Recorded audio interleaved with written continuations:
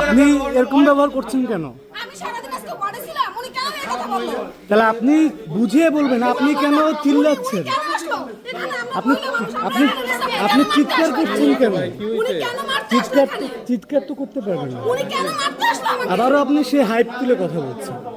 আপনি শান্ত থেকে কথা বলেন, হাইপ তুলে কেন কথা বলছেন? তিনি কি হন? এই যে যিনি মারা গিয়েছেন তার কি হন আপনি জানেন? মারা গেছে কি জন্য আমরা কেন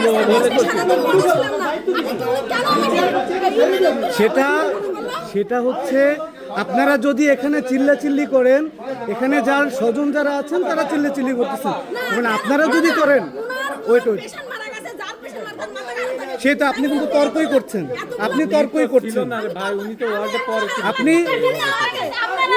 তর্ক করছেন কেন? আপনি বুঝুন না করে সে তর্ক করছে কেন? এই যে এখনো দেখেন, এই দেখেন। আচ্ছা আমার কথা আমাকে আসতে বলছেন না, আমাদের